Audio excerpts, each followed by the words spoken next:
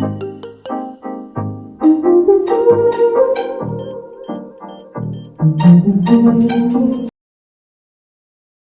guys, welcome back to my channel. I am here today. I told you I'm gonna film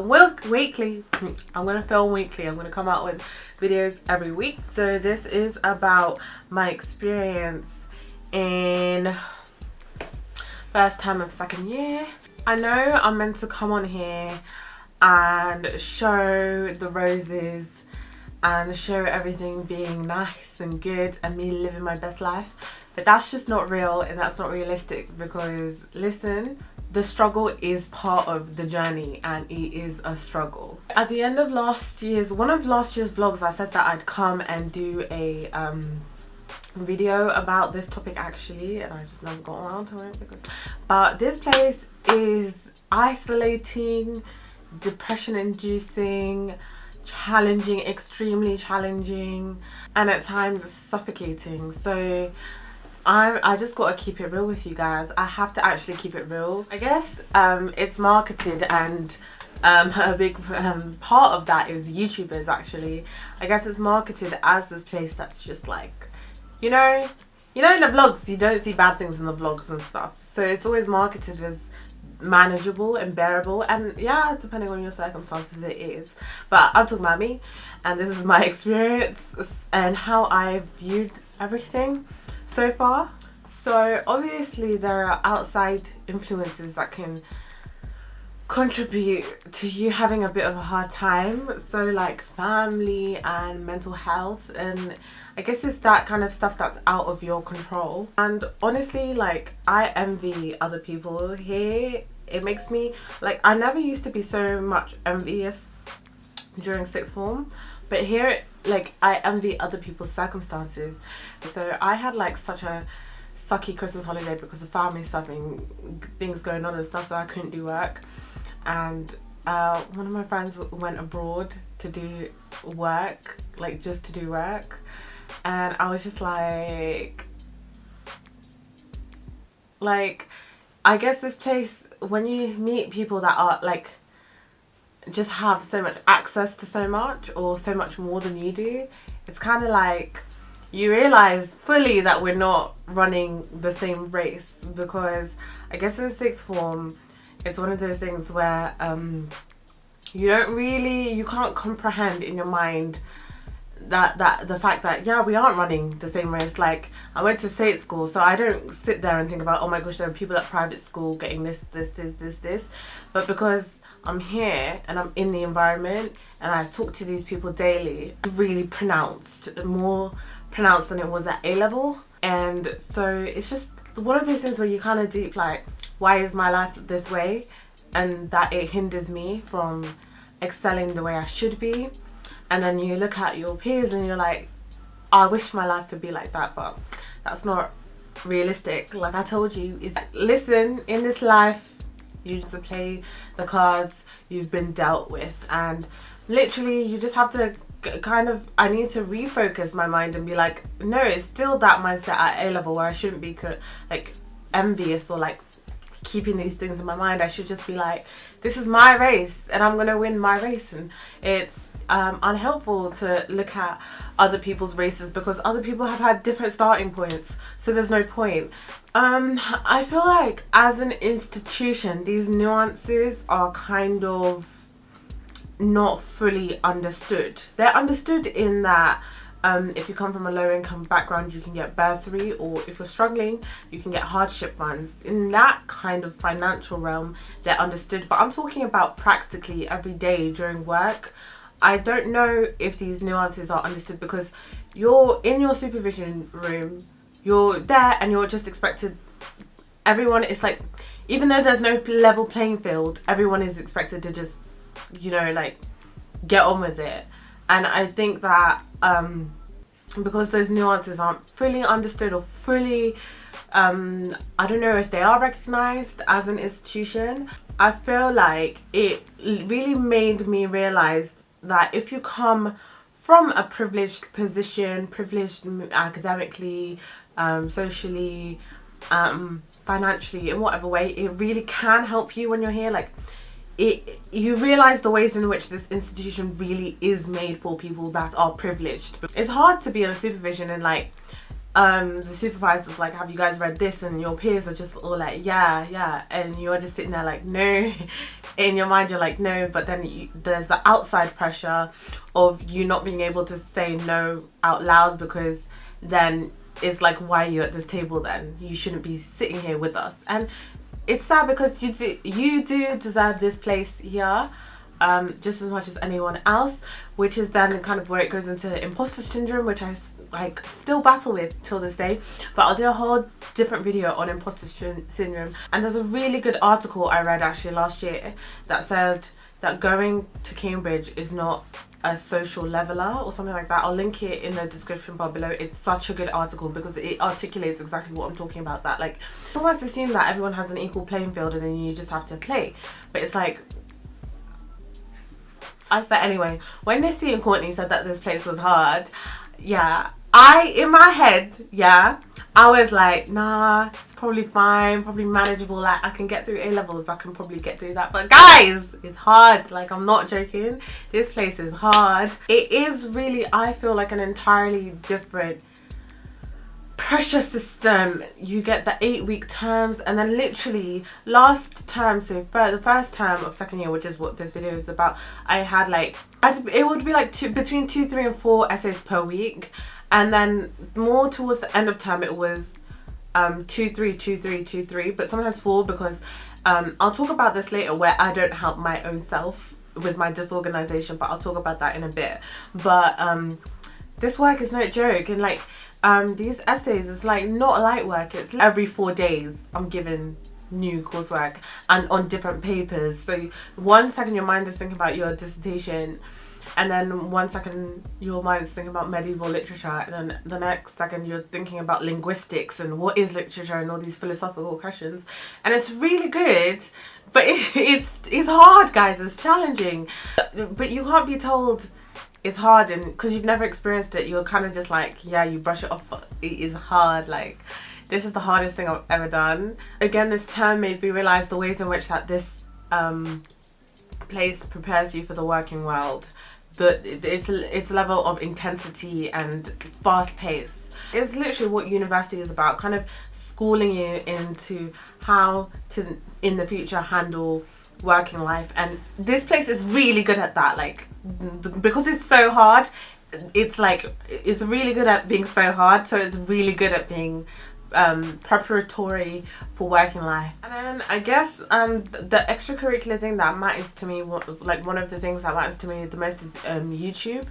So then I understand, like I guess it's one of those things where you just need people to understand that as a YouTuber, then like you're going through all of this degree is really hard, this place is just really, you have all these outside things that are affecting you while you're doing your degree, and then and this balancing YouTube. For me, some people are really sensitive to it and will say, I understand if you're under a lot of pressure and you've got a lot of work to do, but there's a prolific Cambridge YouTuber that shan't be named.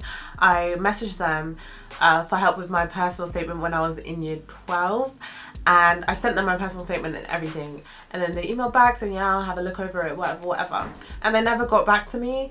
But that's because I knew, kind of like I had an inkling, like, yeah, this person's busy, and I guess it's that that kind of empathy that makes it so much easier, because you feel like you want to give like 100% and like to constantly message people, but it's kind of like there's so much to deal with university, but then also deal with life. Like, I do apologize if I haven't responded to you, or if you've been like, bitch, check your emails, and it's just all so much, and it gets all so much very quickly. So if I've responded and I'm like, yeah, I can do this, and then just like that, it will get so much. Like, this place is so fast, and I'm not joking, the way time moves here is different from real life. Like, the construct of time really changes when you're here. I guess a lot of other academic YouTubers can relate about just having to balance everything and the struggle to balance everything, and like some people being demanding of you or your time, and how to like not feel bad. I had a conversation about this actually with another YouTuber here, and I just said I just feel so bad every time I can't respond to someone. I think about it, and then it makes me even like more depressed, and I just really feel bad about it. But they were like, it's not your job to, the ones that will understand, and so that's all you can hope for. So I guess there's that side of it as well. After all of this, you realise the best bit is realising how much work you've done and how much you've gone through and made it through and been through, and it's such a sweet reward. I was talking earlier about some people don't make it easier for myself, so I guess it's one of those things where had I been more organised, had I been off my phone and not procrastinating, I could have made my life a bit easier. But it's also one of those things of, this is what I was talking about earlier, that I don't know if the university are sensitive to the nuances that during my summers I have to work. Before I got bursary, so the summer of first year, summer of second year, like last summer, I just got bursary recently, but it held me back. It put me 10 steps back from everyone else, I feel, because, and a lot of people in this situation, in this position where you have to work all summer, so that stack of books that's sitting on your desk, where does it go? And I had a conversation about this actually with another student at another college. So I think things like that make it so much harder. But that being said, like I said, this place is really great at trying to alleviate that in that they have the Cambridge bursary and colleges have bursaries, so they do give you money for like sustenance, but obviously you have to be eligible for that. So in the first year and second year, I wasn't eligible for that, so I had to work. And I'm glad I guess went through that experience, because then I know the struggle of working and being a student. But now that I am on bursary, it means that when I go back home now on my holidays, I don't have to work the whole time and I can just focus on uni stuff. But again, it's that thing of, like I was saying earlier, like having to deal with other stuff as well, like mental health and family issues and stuff like that. And I guess I'll touch on that in another video. But the thing I like want to remind you guys of is to not romanticize the struggle. Like, some people like to do this struggle life, I'm struggling. Like, some people like to do up struggle life unnecessarily. Don't romanticize it. Don't feel like because I'm at uni I have to struggle because this person's struggling or the people next to me are struggling, I have to struggle. No, it's possible to have the time of your life. Like, I know some people that are having the time of their lives, they're not struggling, and good for them. They're not struggling in kind of different areas, and that's good for them. You don't have to struggle. And if you are struggling, know that there are people that you can talk to, so you don't have to struggle in silence. Which is what brings me on to say, like, the pastoral care here is phenomenal, like in terms of having access to different people to talk to. You have like the Cambridge mental health, you have your college mental health like services, you have your college services, the college nurse, you have like your JCR, which is like the junior committee, and you have like welfare officers that you can speak to there, and societies have different welfare officers, and your DOS, your tutor. There are so many people that you can talk to. And my DOS, yeah, let me tell you about my DOS. My DOS is the best person in the world, and I remember Nissy mentioned her in her video, and she was talking about how great she is, and I was like, must be nice. But guys, like, this DOS is like amazing. Like, I'm so thankful to have, like, I'm so thankful that even though I'm going through all of this and I'm going through what I feel like is a lot, I have someone, a DOS, that is just so like, oh, like, I love her so much. Like, I love her so much. Like, I've actually, like, I love her so much. It's one of those things where you don't ever just sit there and complain about the life you're given. Yes, you can ponder it, but don't dwell on it. And just move on and like just find a way to power through. And that's literally what I constantly do, and I've always done, and I'll do it, and I believe that I will. But it's just one of those things where, like, I guess I'm in an environment where I'm just learning so much more, not just academically, it's just so much more about other people, about the world, and about how like our education system works and how privilege works and stuff like that. So I am learning a lot. But also at the same time, every day I'm even more grateful for being here. I'm even more grateful for being challenged and for being stretched. And although this is the greatest challenge I've ever been given, I'm so grateful to God for sticking by with me through the whole thing, and just grateful for the amount of stuff I'm learning. Like, it's so amazing. I know a lot of you are expecting to hear back from Cambridge tomorrow. Congratulations to the ones that have heard from Oxford and have gotten in, and congratulations to you that do get in to Cambridge, get your offers.